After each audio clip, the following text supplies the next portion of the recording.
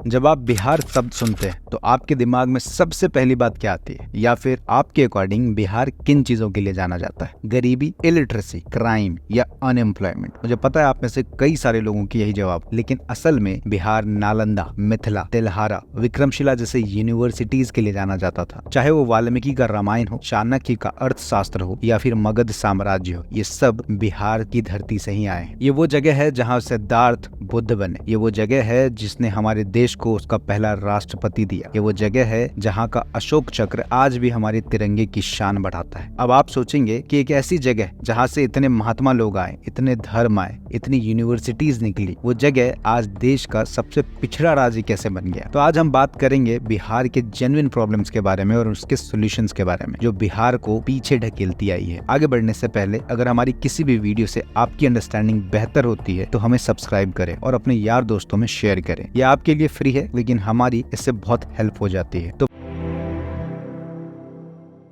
बात है 1980s की, जब आशीष बोस ने एक शब्द इन्वेंट किया, बीमारू। मतलब देश के वो 4 राज्य जो बहुत पिछड़े थे, जिसमें आते थे बिहार, मध्य प्रदेश, राजस्थान और उत्तर प्रदेश। लेकिन आज इन 4 बीमारू राज्य में से सबकी डेवलपमेंट दिखती है, चाहे वो यूपी का इंफ्रा प्रोजेक्ट हो, मध्य प्रदेश का क्लीन इंडिया प्रोजेक्ट हो या राजस्थान का टूरिज्म। लेकिन इसमें से बिहार ही सिर्फ एक ऐसा स्टेट बच गया जो अभी तक डेवलप नहीं कर पाया है। लेकिन ऐसा क्यों? अगर एक्सपर्ट्स की माने तो बिहार आज भी एक बीमारू राज्य है। 1980s में ऐसा माना जाता था कि देश की जीडीपी ग्रोथ को रोकने के लिए ये बीमारू स्टेट्स ही जिम्मेदार है। अगर आप इतिहास उठाकर देखेंगे तो बिहार हमेशा से ऐसा नहीं हुआ करता था। बिहार इस देश के हर फील्ड में ऊपर आया करता था, फिर चाहे वो एजुकेशन हो, इनोवेशन हो, पॉलिटिक्स हो या हमारा धर्म, हर फील्ड में बिहार का कंट्रीब्यूशन अमूल्य रहा है। कहते हैं कि पहली बार कॉइन का ट्रेड भी गंगा नदी के किनारे बिहार में ही किया गया था। ये तो वैसे हिस्ट्री की बातें हैं। आज के टाइम में बिहार का स्टेटस क्या है? बिहार इंडिया का यंगेस्ट स्टेट है। जी हाँ, यहाँ पर average age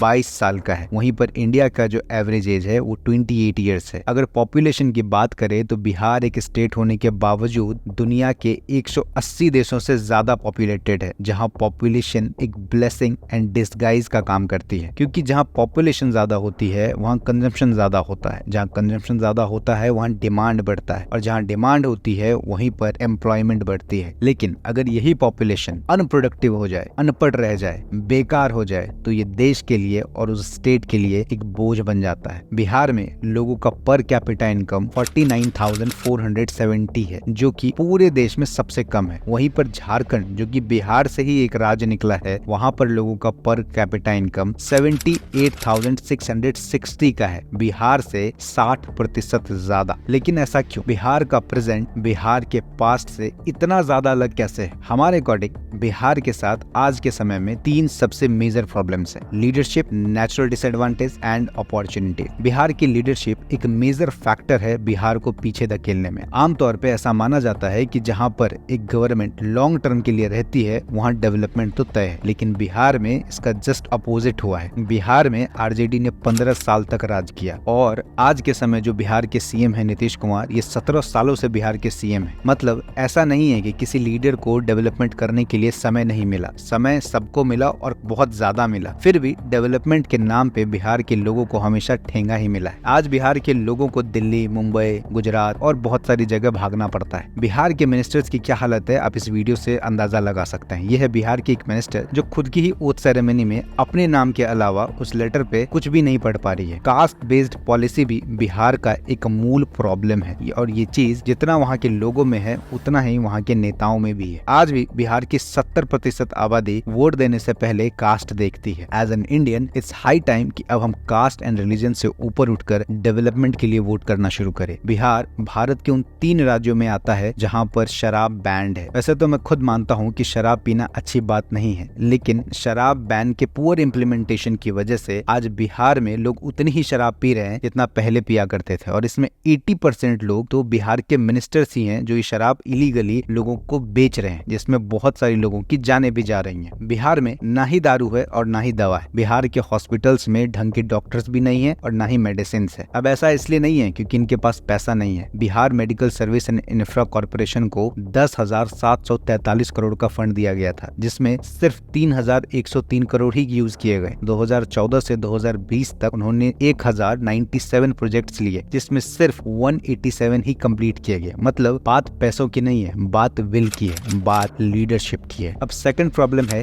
natural disadvantage. Ganga नदी के साथ साथ 14 और नदियां बिहार से निकलती है, जिसकी वजह से फ्लड का जो इशू है बिहार में ये बहुत ज्यादा है। मतलब अब सोचिए, जहां ऑलरेडी कोई डेवलपमेंट नहीं हो रहा है, वहां फ्लड की वजह से जो थोड़ा बहुत डेवलपमेंट होता भी है वो फ्लड खराब कर देती है। एडमिनिस्ट्रेशन इन सब पे इतना ध्यान देती नहीं है, क्योंकि जो नॉर्म्स फॉलो होने चाहिए फ्लड को रोकने के लिए ये लोग फॉलो करते नहीं। 1952 की फ्राइट इक्वलाइजेशन की वजह से ट्रांसपोर्ट कॉस्ट ड्रास्टिकली कम हो गई थी, जिसकी वजह से जो कंपनियां थी पहले वो रिसोर्सेज के आसपास रहा करती थी, और ये कॉस्ट कम होने की वजह से वो कोस्टल लैंड्स पे चली गई, अपने पोर्ट्स पर चली गई, जिसकी वजह से पोर्ट्स तो डेवलप हो गए, लेकिन वो स्टेट्स जहां पर ये रिसोर्सेज हुआ करती थी उनकी आमदनी कम हो गई। इसमें बिहार का भी बहुत भारी नुकसान हुआ था, क्योंकि उस वक्त बिहार में ही इंडिया का पहला स्टील सिटी था, जमशेदपुर, जो कि आज झारखंड का पार्ट है। लेकिन ये प्रॉब्लम्स अगर लीडर्स चाहते तो फिक्स कर सकते थे, लेकिन आपको पता ही है वो ऐसा करना नहीं चाहते थे। थर्ड प्रॉब्लम है